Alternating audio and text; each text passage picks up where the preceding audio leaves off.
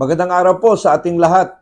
Dito po sa Pilipinas ay sana po nasa mabuti tayong kalagayan at sa buong bansa, as well as yung ating mga kababayan at lahat ng nanonood sa atin sa ibang bansa. Maraming salamat po at ito po, this is Councilor Danny Daeng Hirang, ang ganda ng Pilipinas, mahalin po natin ito. Kababago lamang si President Bongbong Marcos nung nasa Cagayan de Oro siya ay nag-issue ng statement. Siguro after couple of days nung nag-resign si Vice President Sara bilang sekretaryo ng DepEd, Department of Education. Sa Bisaya pa, gipasalamatan ni President Bongbong Marcos si outgoing Department of Education Secretary Sara Duterte, nunot kini sa iyang nakitang dedikasyon dahil nakitang-kita po ni President Bongbong Marcos ang dedikasyon ni Vice President Sara Duterte bilang Department of Education Secretary.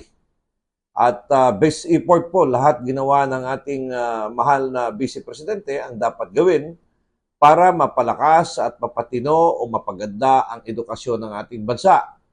At marami po siyang mga innovation na ginawa. Unang-una, yung pagpapataas po ng sweldo ng ating mga teachers. Pangalawa po ay mariremember nyo, nilinis niya lahat ng mga classroom kasi parang eyesore na, no? Titingnan mo yung mga classroom ng mga estudyante ay napakadaming naka-display.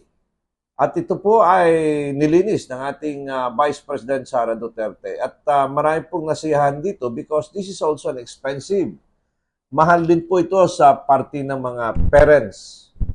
At yung last mile, ibig sabihin ang pinakamalayong school ay binisita din ng ating mahal na Vice Presidente. Ano pang mga nagawa ng ating Vice Presidente? Napakaganda po yung hindi pagbibigay ng kahit anong trabaho during vacation time sa ating mga guro. You know, kahit sa summer, ang daming mga lesson plan pinapagawa, ang daming mga extra work ang pinapagawa sa mga guro. But this time, ay nagpalabas na isang memorandum ang ating dating sekretaryo ng edukasyon na dapat ang mga guro ay magpahinga talaga. Dapat lang naman kasi everyday yan, araw-araw nandyan. And during vacation nga, tinatawag na bakasyon, para makapagpahinga yung ating mga guro. Paano makapagpahinga kung ang dami-daming requirements na nire-request also ng opisina? Kaya sinabi ni Vice President Sara ay magpahinga ang mga guro. Walang kahit anong trabaho ang ibigay during break time or during bakasyon. So, ang dami pong impact project ang nagawa ng ating mahal na Vice Presidente sa ating mga education sector. At after it has been established by the good Vice President at Secretary ng Edukasyon, ay ngayon ay pinapatuloy ng bagong Secretary na si Senator Sani Angara.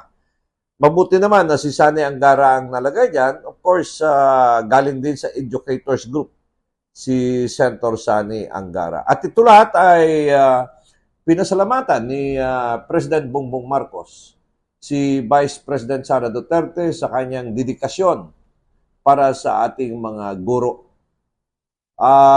Ito ay sinabi ng ng President Marcos ang pahayag nung bumisita siya sa Mindanao at nasa Cagayan de Oro siya para sa mga program ng ating pamahalaan. Again, congratulations, Vice President Sara Duterte. You are recognized by the entire Filipinos, mga kababayan nating Pilipino, at no less than the President sa napakaganda niyo pong performance bilang sekretaryo ng Department of Education. Hanggat sa muli, this is Councilor Danny Daeng Hirang from Davao City. Ang ganda ng Pilipinas, mahalin po natin ito. Political analyst, Danny Daeng Hirang, shares his commentaries and analysis on the latest issues. As a veteran public servant, offering his insights and critical thinking. As an educator, he speaks the truth that matters. Our seasoned legislator, Danny Daeng Hirang, is live every Monday, Wednesday, and Fridays at 6:30 to 7:30 p.m. via Facebook. Follow us on our social media platforms for more details.